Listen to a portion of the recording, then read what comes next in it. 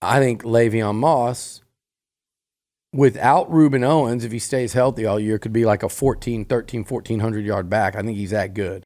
Hey everyone, welcome into TexAgs Rewind, presented by Specs in the Rollo Insurance Studio. Got Nick Savage with me, got Carson Stein with me.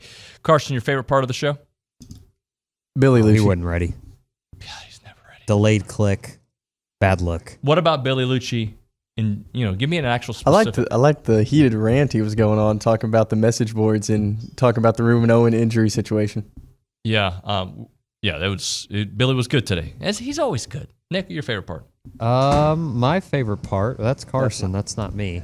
I have Billy talking to me in a pressure situation here, but my favorite part was probably the go hour with Olin Buchanan. What in particular about the go hour? To be honest, David, I loved every second of it. That's a good answer. It is, yeah. We had a Florida insider with inside information on Florida. His name is Matt Baker. We had that and, of course, a lot more. It's the TexAgs Rewind. It is number 10, Noah Thomas. Talk to me, OB. Well, first of all, I think, and I'm hopeful that if we do this again at the end of the year, Noah will be much higher. I think Noah is the best chance that A&M has at wide receiver for a guy that could be considered like an all-conference caliber guy. Yep. He's big, or he's tall. He's gotten bigger. At least he appears to be. Outstanding hands. And the word is he's improved his strength. Yep. So getting off press coverage, he should be better at that. Needs to stay healthy. But the tools are there for him to be a number one receiver. I'm not going to say he's Luther Burden, or something like that, but I think he's that guy that could be, if it all comes together, an all-conference caliber guy. Remember, I only bring this up because it was Shamar Stewart the other day who said, it's year 3, and he was alluding to the NFL. Same kind of stuff is going for Noah Thomas, year 3.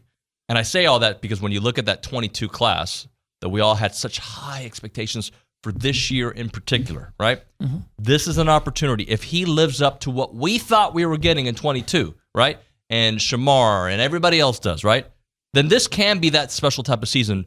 And I'm not saying it starts with Noah Thomas, but I am saying if he gives us that, if he becomes a wide receiver 1, I think it could be a very special season because he's got the physical tools, he's got the height, he's got the speed.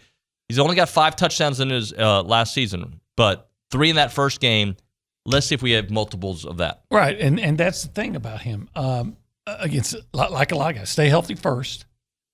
I'm kind of betting that he's one of the guys that benefited from the new strength and conditioning coach, the Moffitt effect, because he needs to be stronger. Yep, and supposedly has gotten stronger. We'll see, but there's no doubt about the hands. There's no doubt about the catch radius. His ability to go get it. It's just got to all come together for him. It does, and if it does, you've got somebody special there. Is Florida better this year than they were last year? The bad answer is we'll see August 31st when they kick off against Miami. There's a lot of things that I think they have improved. I mean, the defense was obviously not very good and hasn't been good the last few years. And they scratched where it itched, right? They did something on all 3 levels. New assistant coach on the D-line, new assistant coach at linebacker, new assistant coach in the secondary, impact transfers at all 3 levels. So that should be better. You think, Graham Mertz, year 2 in his system with Billy Napier. Year 2 where they transfer quarterback is typically when there's a big step forward, if it's going to happen. So you can kind of justify and see all these things. I actually need to see something on the field first, just because I have so many questions about where this program is going. But if I had to guess, my stock answer is yes, I think they will be better. But the record might not reflect it at the end. I think that's a very realistic thing where there's been some changes under the hood, culture, program building, all that type of stuff. But against this schedule, they still might be 5-7, and that might be, that might just be what kind of a year they have record-wise. Is there a scenario where Billy Napier is fired midseason in your mind, even with this schedule? Because some of the winnable games are those early games, and those are hard games.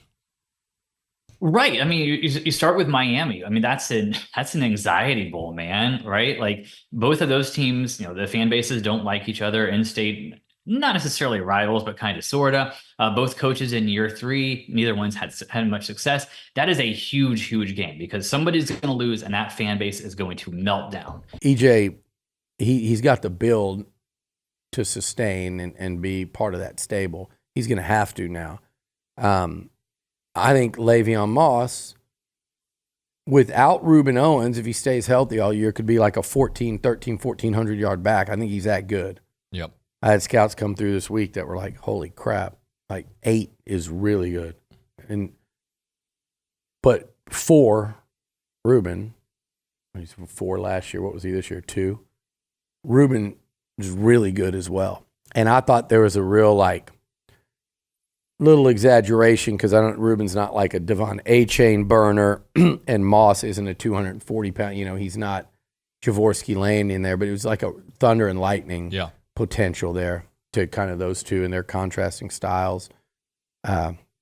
It's a big loss for Reuben. It's a big loss for this team. It's a big loss for this offense.